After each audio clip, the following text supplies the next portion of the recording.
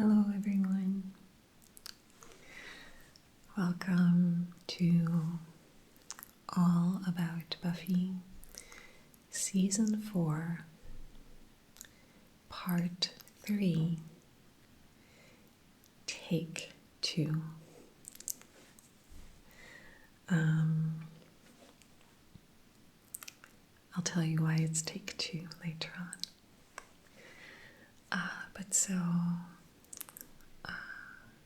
It's actually been 3 weeks since I filmed the last part.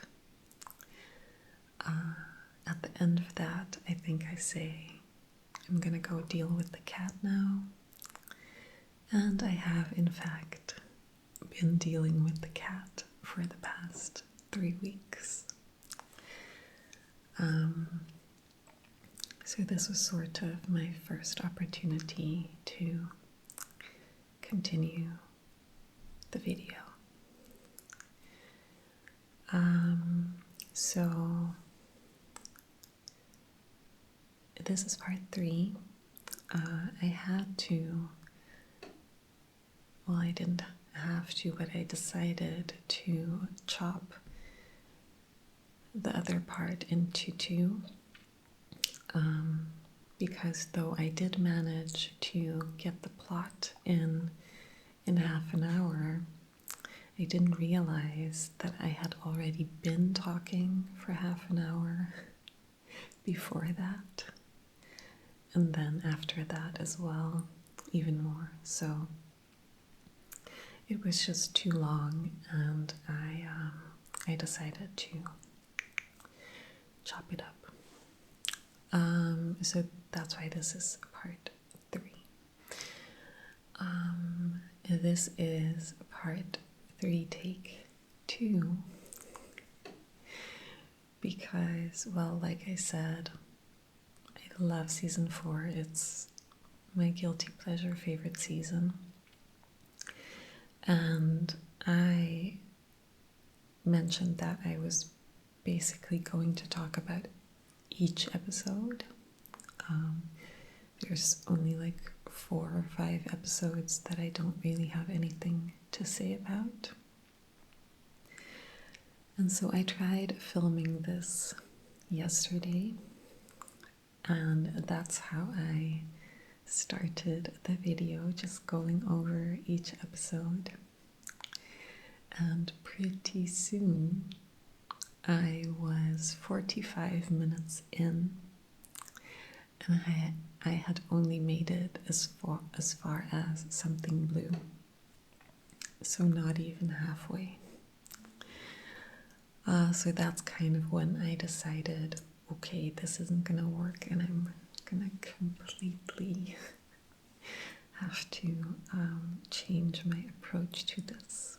So we will not be talking about almost every episode. I'm really going to be focusing on like the favorites, the ones that I rewatch most often, and I'll just mention some others with like a sentence, but I'm going to try to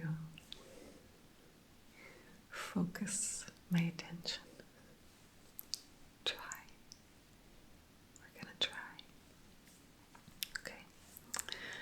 So I am going to start, though, by showing you the necklace up close that I was wearing the last time.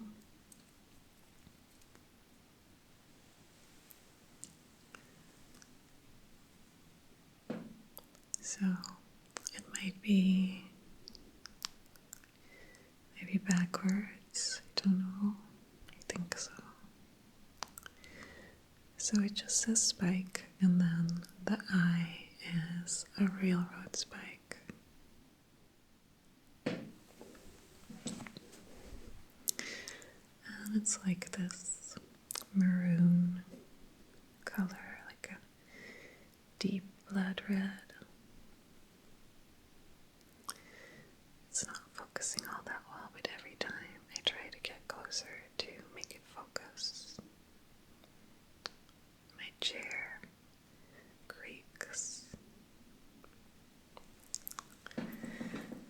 it is what it is. I'm not gonna put it on now because my shirt is all buttoned up, so wouldn't look too good. It's cold. So. Okay, anything else? Obviously daytime filming, like probably all of the remaining episodes will be filmed in the daytime. So birds, dogs, neighbors. I will probably cut cars and planes, but we'll see how many there are. No tapping in this one. So if you saw my poll on the community page, in one of the coming episodes, I'm going to include some tapping. One episode. But I will list it in the title and I will mention it in the beginning of the video. So if you absolutely detest tapping, you can skip that one. But this is not the one. Okay, I feel like my voice is hoarse or raspy. I don't know if you can hear it, but yeah, I just rolled out of bed. So, those of you that are aware of the situation with the cat, basically I'm not getting a lot of sleep at night, so I catch up on sleep in the daytime.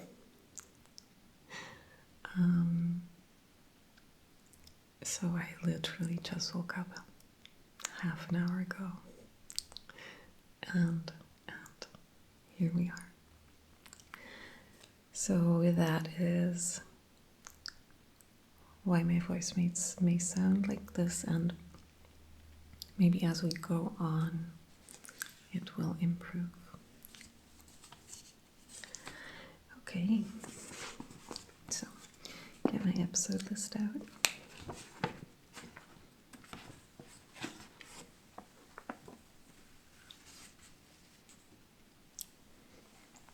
Suddenly paranoid that my mic is on. Yeah, it is. Okay, here goes. What's the time? Okay.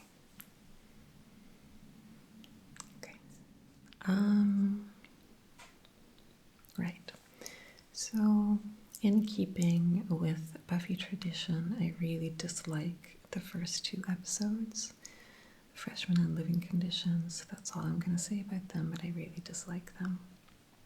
And then, in The Harsh Light of Day, Spike shows back up. Love Spike. Love that he became a season regular. And I just love the line that he delivers where he's like, I can't wait to see if I freckle. It's just adorable. And then we go into Fear Itself. So Fear Itself is the first one. That is one of my most rewatched episodes because it's just so funny. So it's a Halloween episode, and basically they go to a haunted house. Buffy, Xander, Willow, and Oz, and at college, a frat house. It's not even a haunted house, it's just a frat party, like a Halloween party. And they painted spooky stuff on the floor, and it was real spooky stuff, so they unleashed something in the house and wackiness ensues. And so basically what happens is they all individually get confronted with like one of their biggest fears, in the house. And so one of the early scenes that I love is when basically they arrive at the house and they like see each other's outfits, and Buffy is a little Red Riding Hood and she has a basket full of weapons, and then Willow, she is like, well, she's Joan of Arc, and she says like, well, I figured I'd be Joan of Arc because we have a lot of things in common. I was also almost burned at the stake, and I have a close personal relationship with God. And then we see Oz, and he's God. So he has a name tag that says God, and that's his entire costume. And I really like that. So they get trapped in the house, and Anya, who was invited by Xander, shows up later. She's wearing a bunny costume. That's when we find out that she's terrified by bunnies. And she sees that there's something wrong, like all of the doors and windows disappear. So she gets Giles to help. And Giles brings a chainsaw. They get into the house and they all end up like in the attic room where the symbol was painted. And so Giles finds the book they got the symbol from and realizes that they have accidentally summoned the fear demon Gaknar. And so Buffy's like, okay, what do we do? How do we stop it? And Giles is translating the book, and he's like, okay. So there are two ways that will definitely stop Gaknar from coming forth. Breaking the symbol that summoned him. And so Buffy is like, okay, and she puts her foot through it and she destroys it. Is not one of these ways and will immediately bring forth the fear demon itself. So there's like lights and smoke and, you know, all of this creepy buildup, and we see Gaknar rise. He's kind of I don't know, he has a bit of a steampunk vibe to him, I believe, like his outfit. So Gaknar comes forth and is like, rah. And then we have some of the most hilarious scenes in like the series. So we zoom out and we see that Gaknar is like this big. And so Buffy is like, that's Gaknar? And Xander says, big overture, little show.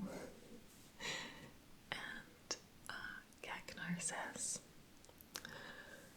I am the Dark Lord of Nightmares. Tremble before me, fear me. But in like this squeaky tiny voice. And Willow goes, it's so cute. And then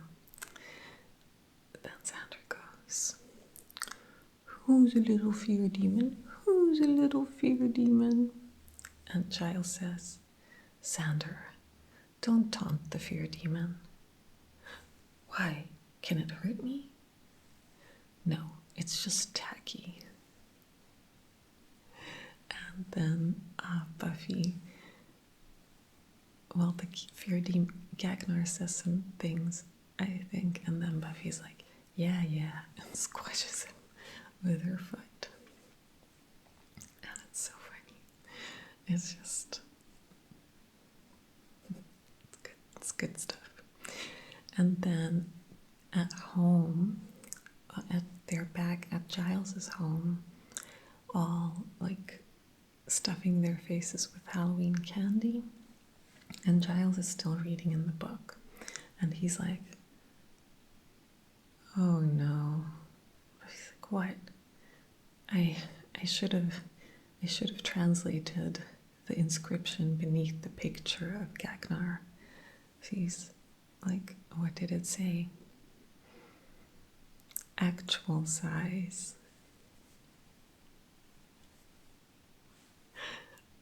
Oh, good stuff. So yeah, fear itself, I like it. And then we have Beer Bad. And so Beer Bad is also one of my most watched episodes. And so it is the lowest rated episode in the season. Maybe even in the series, I don't know, but definitely in the season. A lot of people hate it. And I get it. It's ridiculous. It's silly, but it's not that bad. It just isn't. There's a lot of good stuff in there. And so, well, in Beer Bad, basically, there's like a bartender at the college who is fed up being demeaned by all of these rich, privileged college kids. And he brews this own beer called Black Frost using black magic, which turns the people that drink it into cave people. And so in the episode, Buffy's drinking beer with this group of frat guys, kind of to get over Parker, and so she gets turned into Cave Buffy. Now, she didn't drink as much beer, so her transformation isn't as complete. So she's like half Buffy, half Cave Buffy. And it's just freaking adorable. And there's so many hilarious scenes because of that. At least I think they're hilarious. You know, maybe I just am not sophisticated in my humor. That's fine. But I think they're really funny. But what I really love about the episode is Willow and Parker. So I get that this whole episode is kind of ridiculous and like a crack fic, but that does not just erase the geniusness of those scenes between Willow and Parker. So Willow basically goes out to confront Parker because Buffy really was hurt by what happened and the way he misled her and mistreated her. And so, you know, it's clear that he does this with a lot of girls. And so Willow goes to confront him. Parker instead tries to, put a spin on the situation and make Willow his next conquest instead. So he uses all of this bullshit intellectualism about relationships and,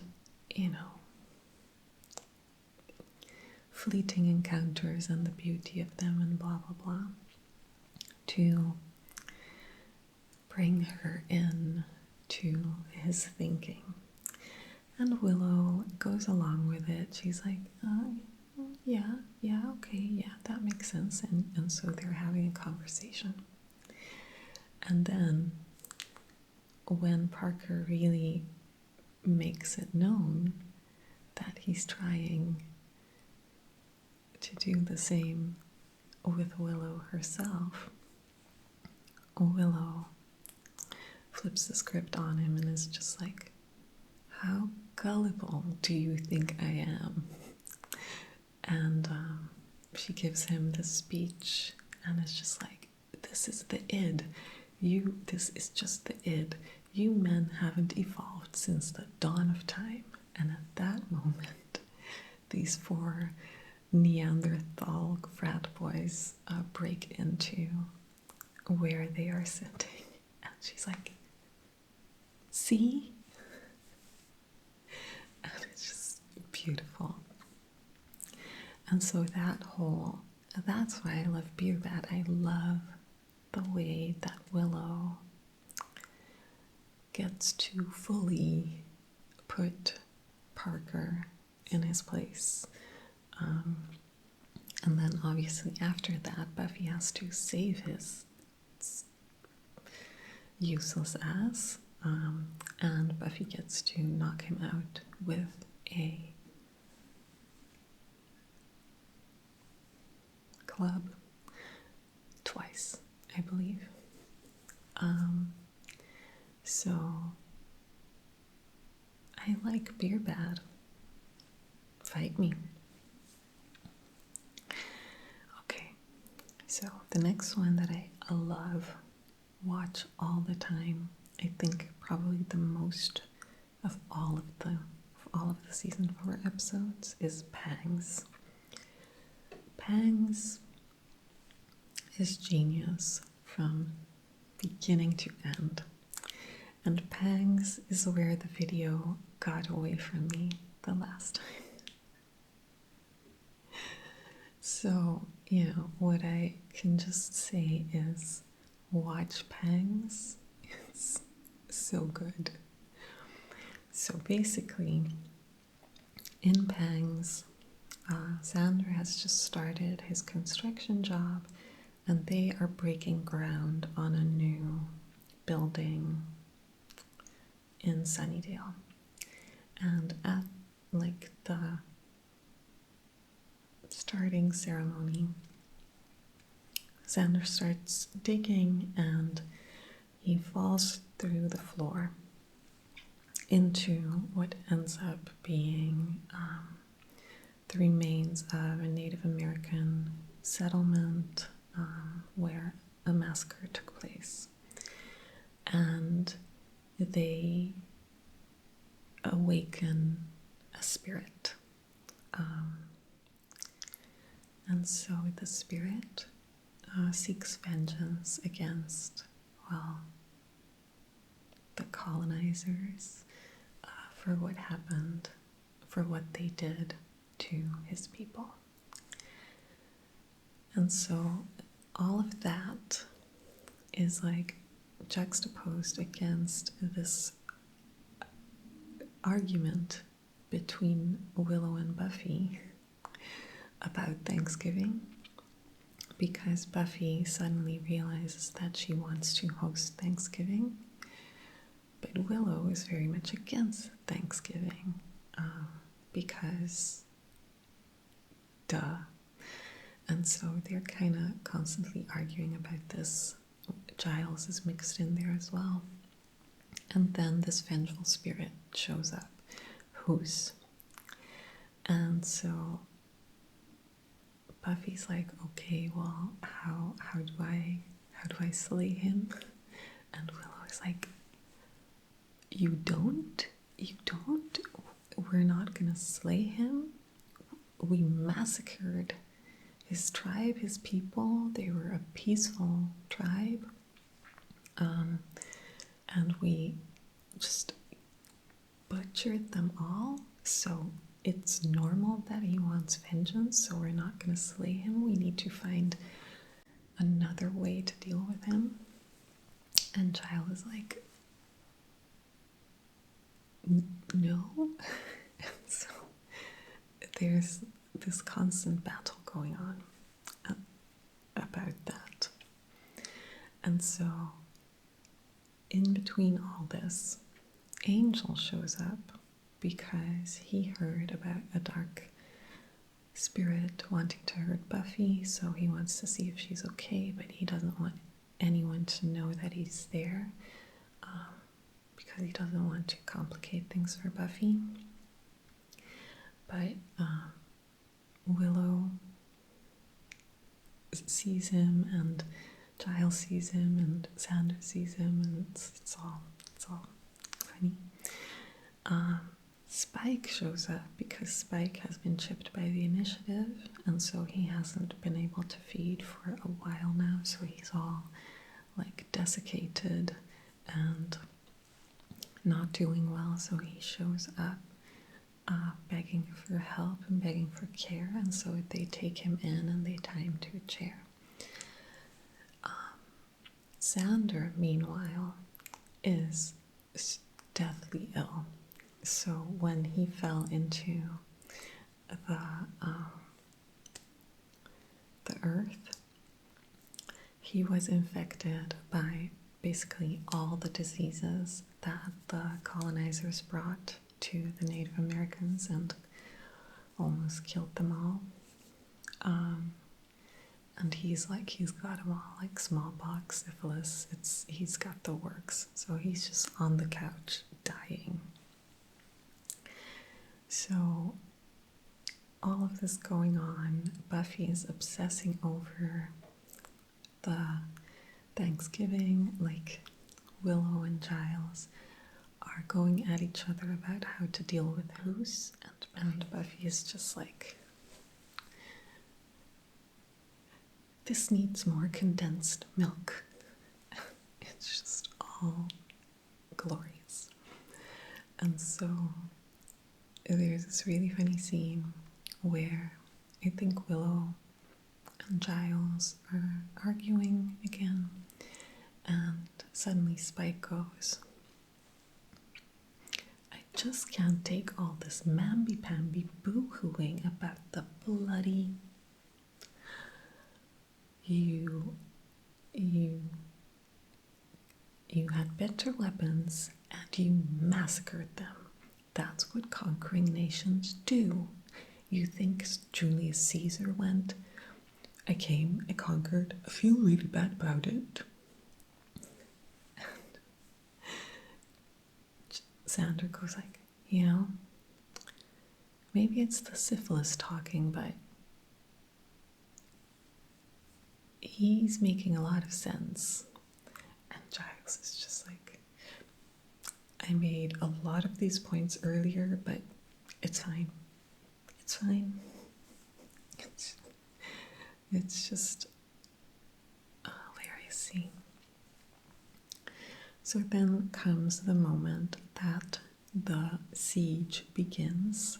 Hoos brought back a lot of his friends, spirit friends from his tribe, to seek vengeance. And basically they are after Buffy because she's the strongest warrior. And so full-on siege at Giles's house. So they're shooting arrows into the house, and Spike gets hit with a couple arrows, so he's just tied on his chair with some arrows through it. And Buffy is just like, doesn't know what to do, doesn't know whether to fight him, kill him, help him, talk to him. And at some point she does something and he turns into a bear, and Spike is like hopping on his chair with several arrows poking through him and just goes, a bear, you made a bear, undo it. It just kills me every time. And so the whole thing wraps up. They end up at the table together, eating Thanksgiving dinner. Spike is like complaining about being hungry, and he's like, a whole siege. You think one of you would bleed a little? And Buffy, I think, says, You can have some gravy. That has blood in it, right? And Spike is like, you know what else has blood in it? Blood. And it's all about to end when Xander says something about Angel being there. I don't remember exactly what he said, but just, and everyone looks at him like, and in that image where everyone's just looking super shocked at Buffy, like, oh shit, what's she gonna do? You need to focus on Spike, on that shot. It's just awesome. So Pangs is just great. Pangs is friggin' genius, start to finish.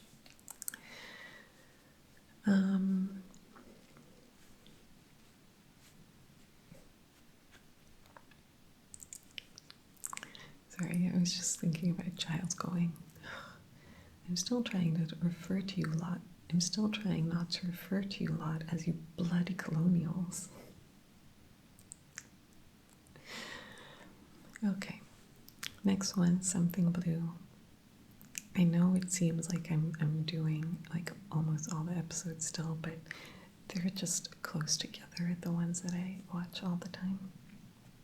So something blue, also one of my most rewatched episodes. So in Something Blue, Willow does a spell that goes slightly awry. Basically, she's very much hurting still from Oz leaving, and she's not really getting the support that she needs from her friends. They're really not good at that, which is accurate. Because usually friends are like supportive for a fixed amount of time, and if you're not over it by then, they're like, you still. So factual. So Willow is still wallowing, very miserable. So she does this spell, and it's a Thy Will Be Done spell. And I think that her original idea was to like take her pain away, but that doesn't work. And she thinks it doesn't work at all, but it does. And so certain things that she states as fact become reality. So she says to Xander, like, it's like you're a demon magnet, and he becomes a demon magnet. And she says to Giles, God, you just don't see anything at all. You just can't see. And he becomes blind. And she says about Buffy and Spike, like, oh God, why doesn't she marry him already? And they get engaged. So again, wackiness ensues. And so it's just the whole episode is gold. A really funny scene is when Riley catches Buffy standing in front of a wedding dress store. It's too good. I'm just gonna go now and be away. It's too good. So, but then most of the other funny scenes are like with Buffy and Spike and the people surrounding them. So they are acting majorly lovey-dovey. It's hilarious. And so Giles is going blind, meanwhile. And so at some point, Xander and Anya show up, and he comes in and he's all just, Spike, he's all untied. And so Buffy and Spike, stand up hand in hand and make the announcement that they're getting married. And Xander responds, "What? How? What?" And Giles drunkenly replies, "3 excellent questions." And so at some point, Giles, Spike, and Buffy are making out, and Xander is just, "Can I be blind too?" It's hilarious. So a lot more funniness as the whole thing progresses and gets resolved. Anya's former boss, Dahofrin, summons Willow and tries to recruit her as a vengeance demon. Just that whole scene, he's just like, "Oh, Dahofrin, scary demon." And then he's like, "Okay, well, no problem. Chant me if you change your mind. Here's my talisman." God, this show. And so she breaks the spell. Everything goes back to normal. And she's baking cookies. And I think Buffy asks her, like, "Is it helping the cookies?" Or she's like, "Well, cookies relieve about 70% of my guilt, but only 20% of my inner turmoil." And then at the end, another hilarious scene to end with. Spike, tied up again, is like, "Don't I get a cookie? I still have Buffy taste in my mouth." And I remember what Buffy says. Maybe she just said, "You're a pig, Spike," or something. And Spike says, "Me? I'm not the one that wanted wind beneath my wings for my opening dance." And Willow just walks by and shoves a cookie in his mouth.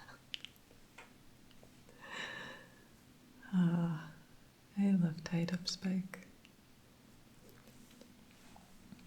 So, something blue. Okay, then Hush. Hush, I love. Hush, I also rewatch regularly, but in entirely different moods than the other ones. So, Fear Itself, Beer Bad, Pang, Something Blue, A New Man still coming up. I will rewatch when I feel like really bad and I just need comfort. I need a comfy blanket. So Hush, I will rewatch, but it's in like a different mood because Hush is just brilliant. So the other episodes that I just described, they are hilarious. They are filler episodes, and they might not be really good episodes. This is why I say that it's like my guilty pleasure favorite season. But Hush like redefined the boundaries of television. It's just genius. So Hush is an episode in which there are very few spoken lines, like 40 minutes of this episode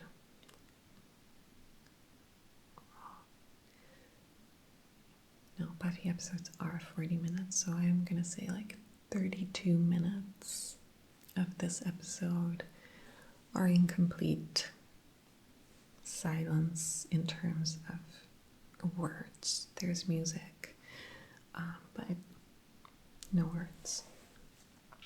And it's just genius. It leads to some very funny scenes. It leads to some very tense scenes, some very emotional scenes. It's just very interesting and cool and impressive what they were able to do with this episode. So I do love it, but I'm not going to go too in depth into it, but you should really see it. And then A New Man, which I just mentioned, is also one of my rewatch episodes.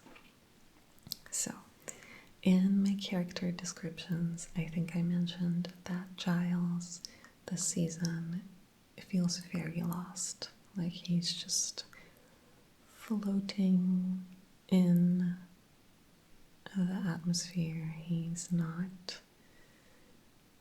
just existing. He's just lost. He's not tethered to anything.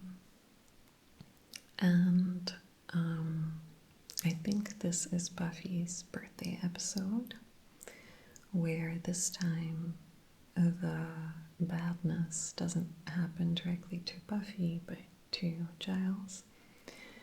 So at Buffy's birthday party, Giles meets Professor Walsh, and that just makes it all so much worse. And then he runs into Ethan Walsh. So I've mentioned Ethan Walsh a couple of times. He's like a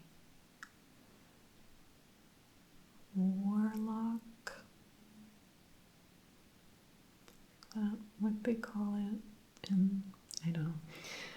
But so he's into magic, he's into chaos, old friend of Giles back in his Ripper days, and now up to no good all the time. And so they go drinking, and Giles pretty much wakes up with the worst hangover ever, since he wakes up as a Fjarl demon. And it's just wackiness ensues. So Giles wakes up as a demon. So he wakes up in his bed in his house, and so he gets up.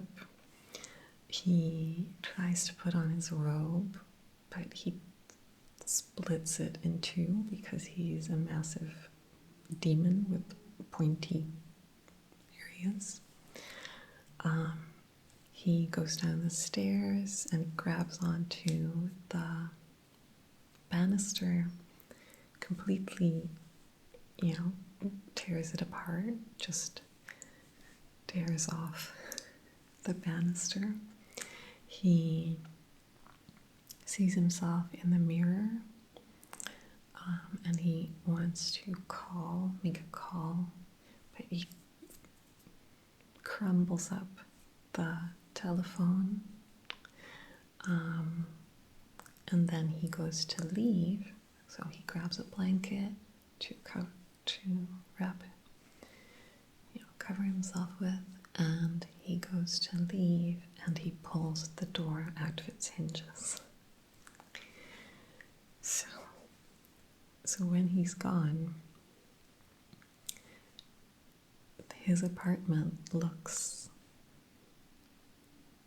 like something bad happened, It's destroyed.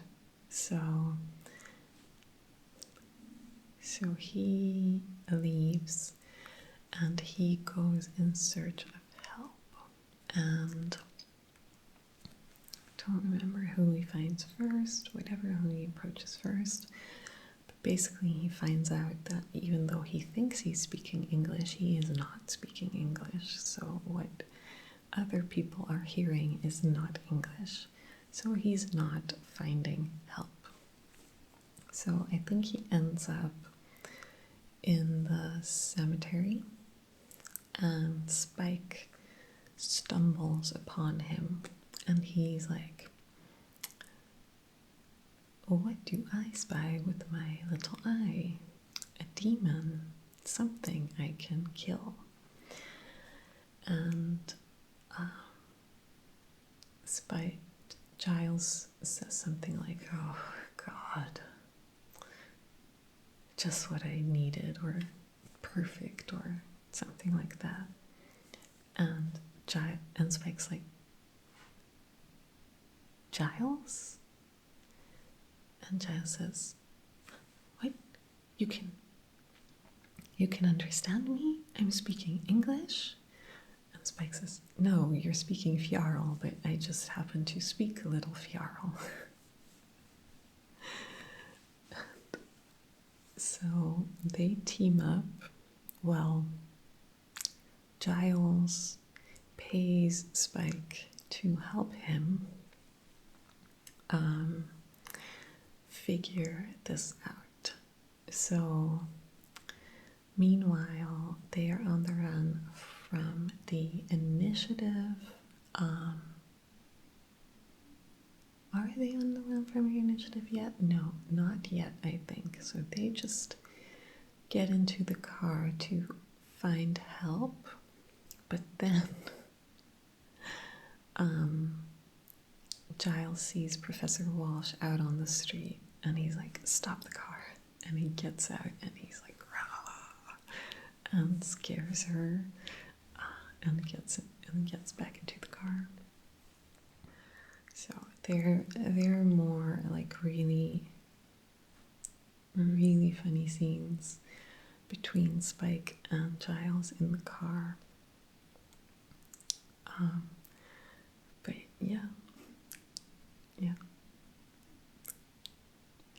it's such a funny episode.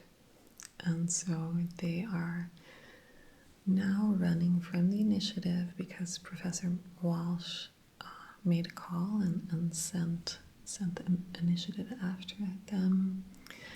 And so Buffy, meanwhile, is looking for Ethan Rain.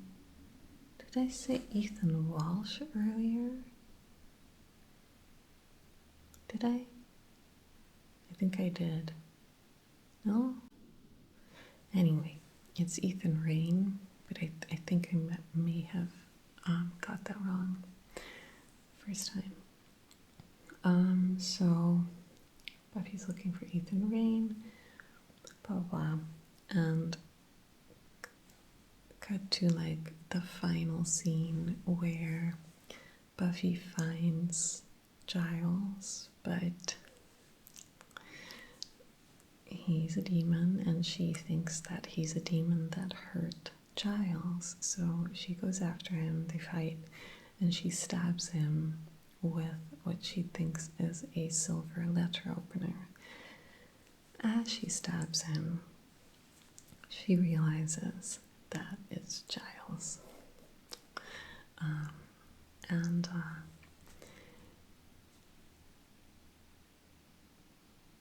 thankfully the letter opener wasn't silver, and he asked, like, "How did you know it was me, or how did you recognize me?" And she's like, "No one could look at me with such disappointment as you do." So yeah, it's just a funny episode. It's just, there's a lot of good stuff in there. The interactions between Giles and Spike are so hilarious.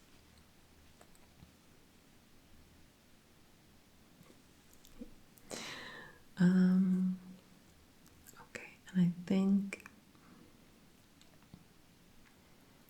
yeah, we've got time to talk about the 2 Faith episodes for a bit.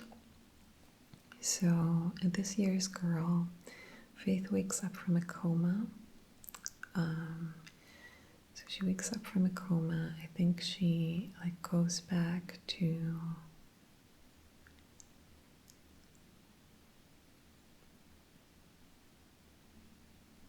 the mayor's apartment, her apartment, somewhere. And she finds like a VHS tape from the mayor and a box. And it's a video that he filmed for her in the event of his death. It's all very sweet and touching. And so he left her a little gift, a contraption that basically does a body swap. So she finds Buffy, they fight, she uses the gizmo, and they switch bodies. And so Buffy in Faith gets arrested and taken away, and Faith in Buffy stays at home, at Buffy's home with her mom. And wackiness ensues.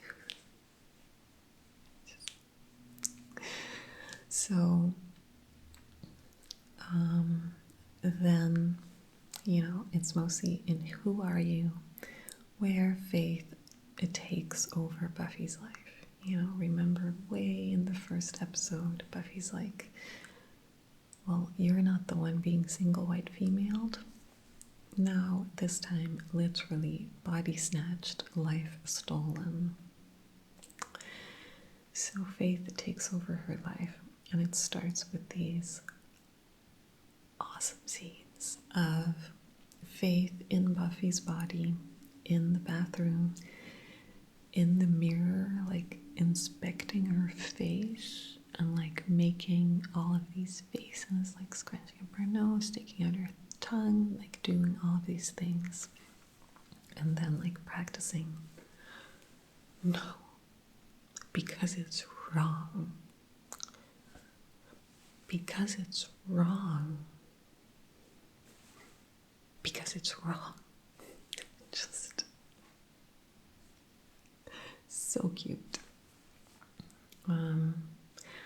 But I gotta say, like, watching that episode, you really, in my opinion, see that Eliza Dushku is the stronger actor between the two of them, because Buffy in Faith translates a lot more than Faith in Buffy. So Sarah Michelle Gellar doesn't convey the personality change as accurately as Eliza Dushku does, in my opinion. So the Buffy in Faith acting is just really good. Like the eyes and facial expressions, and it's just uncanny. So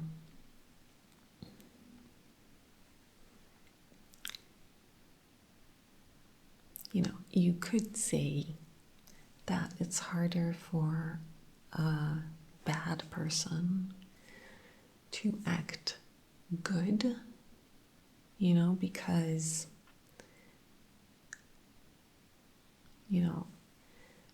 Buffy in Faith is not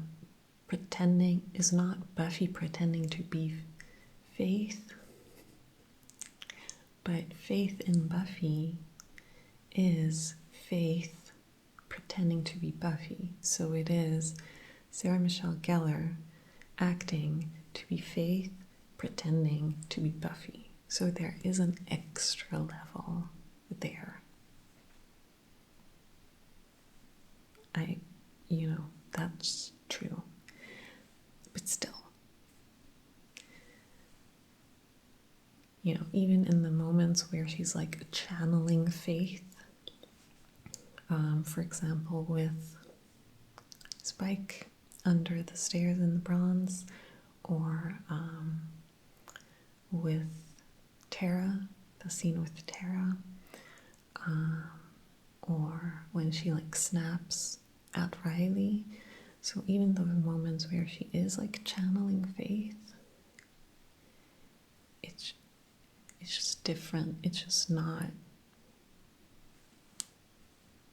Yeah, I feel like Eliza Dushku stole the show in this one.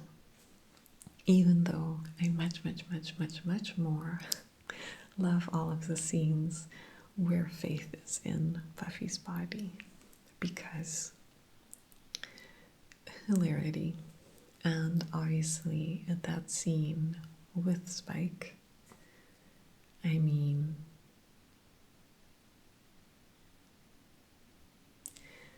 so I didn't mention, and I should have mentioned, that Something Blue really like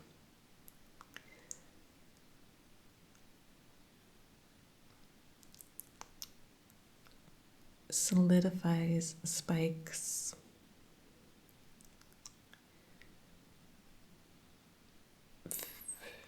obsession with Buffy. Like it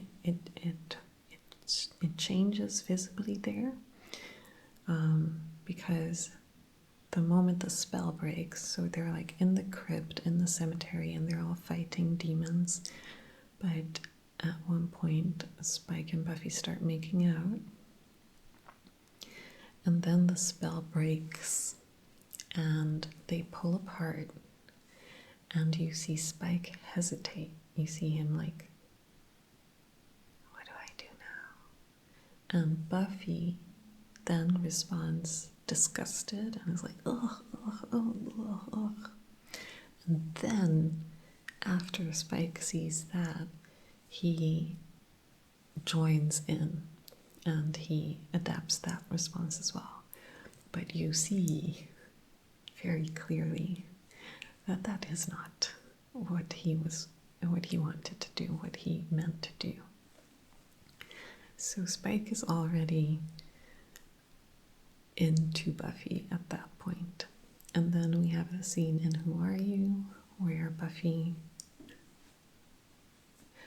Faith in Buffy pulls a number on him, and it's a good scene. It's nice. It's nice. One day, you and me are going to have a confrontation. Yeah, it's good. So, really like that scene. The scene with Tara is so sad. It's so heartbreaking. Faith really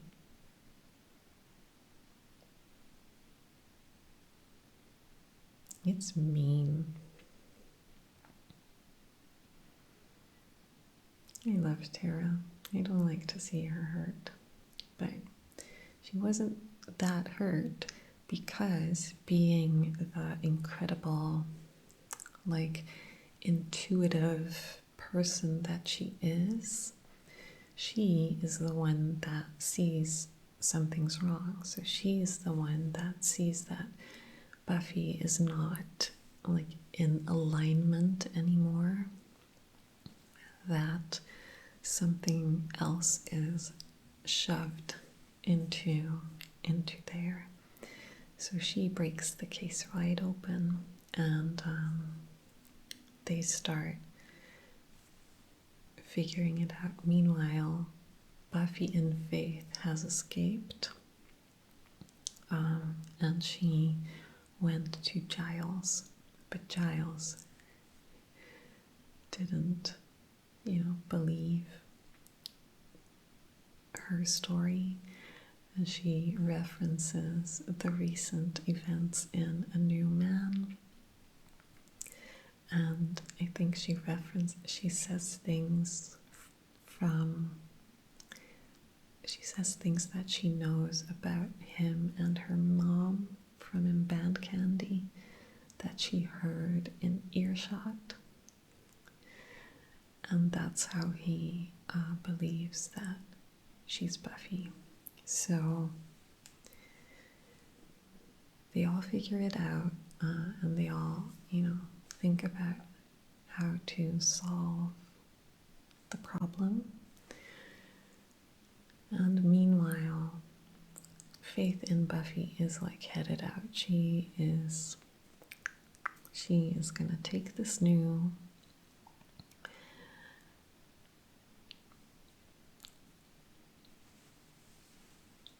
packaging and just start a new life.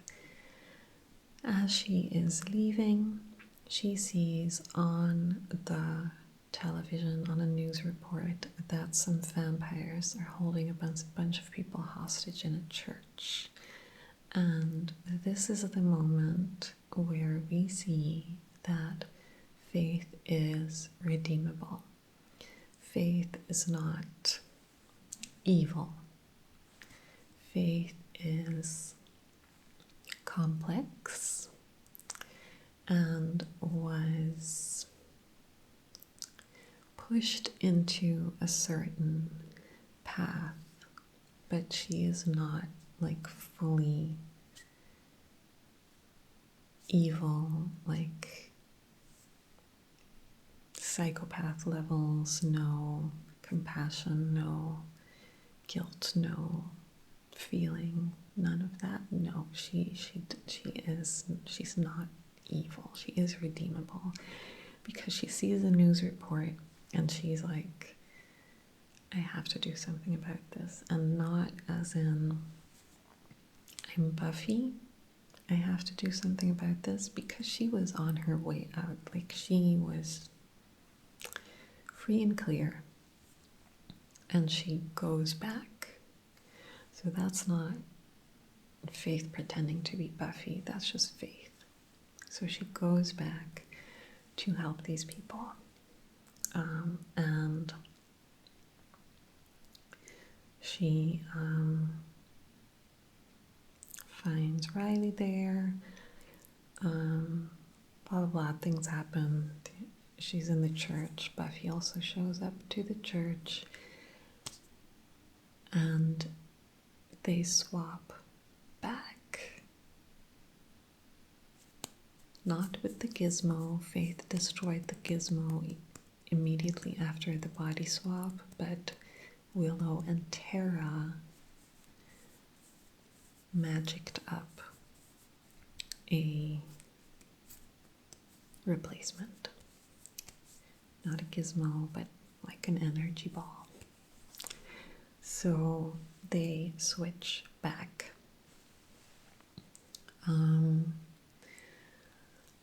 And I think this is when Faith goes to Angel for help.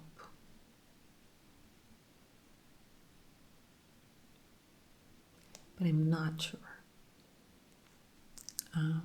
if this is the moment. I know that she ends up with Angel for help, and he is the one that, does help her find redemption. But I'm not sure, like, this is the moment, but I think so. The next time we see her in Buffy, she is being not evil. So yeah, I really like those episodes. I know I skipped over the whole Riley situation. I just don't care about Riley, so whatever. And I just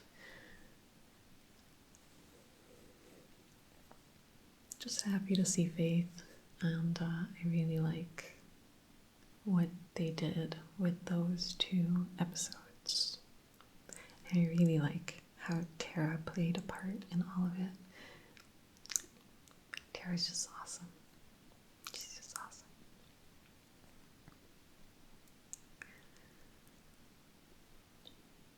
Okay, so I'm gonna wrap things up.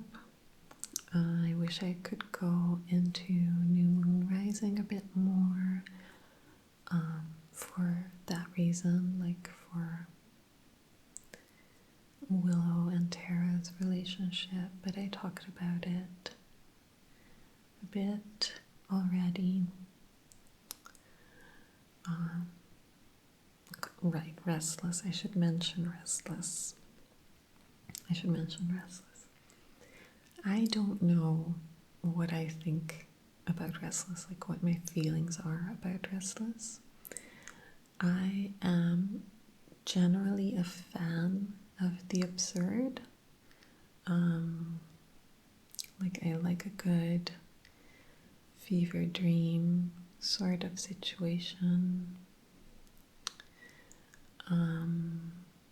So I do just enjoy the randomness of the episode. But I don't know. I wasn't one of those people that was like really overthinking it all at the time. So basically, Restless is the episode after Primeval. So in Primeval, they all joined spirits to defeat Adam, and they called upon the power of the first Slayer to do so.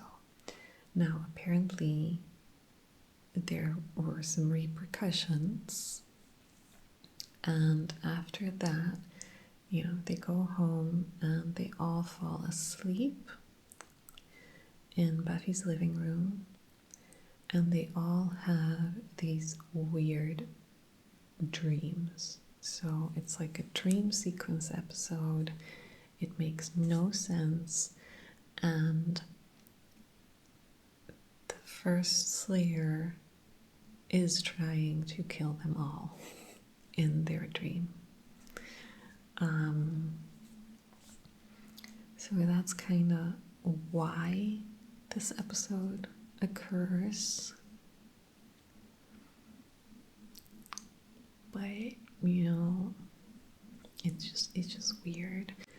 So there's this man with cheese, and he appears in every dream sequence. And I know that at the time the whole fandom was like, what is with the cheese man?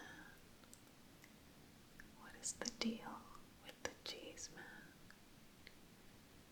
But there's no deal with the cheese man. However, there is some foreboding, like in the dreams. So there are some references in there to Dawn.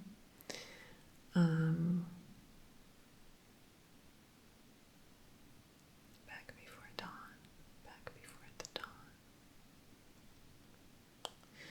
dawn. But yeah, I wouldn't say I like the episode. I wouldn't say I dislike the episode. I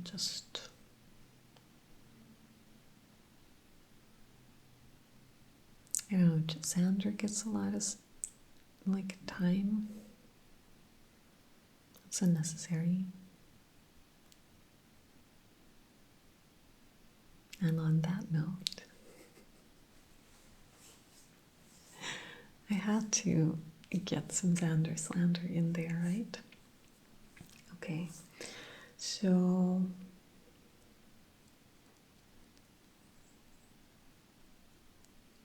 I wear the cheese. The cheese does not wear me. Okay, I think that's about an hour, which is awesome. Good job. Good job. Tons of more things to say about some of the other episodes, but like these were the ones that I re-watch the most. I love season 4. Okay, so I really need to wrap this up because I don't know, someone's testing out their new really noisy bike. But so I love season 4. I can't deny it. I think if you see the way I talk about these episodes, and I had to hold back, like I had to hold back my first take. There were a lot more quotes, a lot more laughter, a lot more excitement. So I reined it in, and I think you still see how much I friggin' adore these episodes. They're, I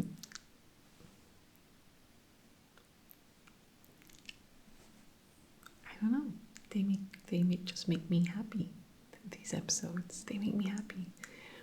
So it might not be the best season. It might even be the worst season. But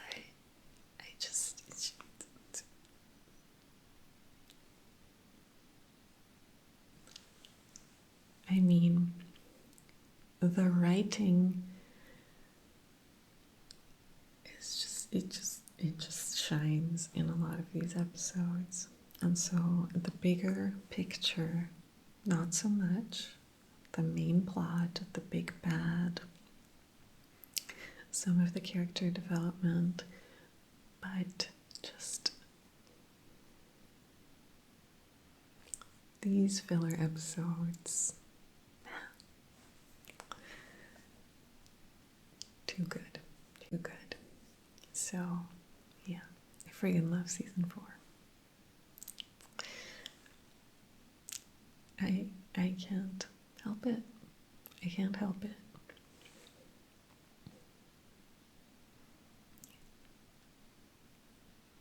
Okay. I'm glad I was able to film this, and hopefully I will get the next season filmed soonish, but it's gonna get dark earlier and earlier, and it's also getting colder and colder, which means that the cat actually does not want to go out all the time in the daytime. So today actually, I set my alarm at sun up, which was 8:30 a.m. at the moment, to let her out, and she went out and she came right back in. She was like, nope, I want to be outside, but it is cold, okay? It's cold, so I will wake you later. So I went back to bed, and then at 11:30 she woke me, and it had warmed up sufficiently for her to go outside, but it's gonna get colder and colder, so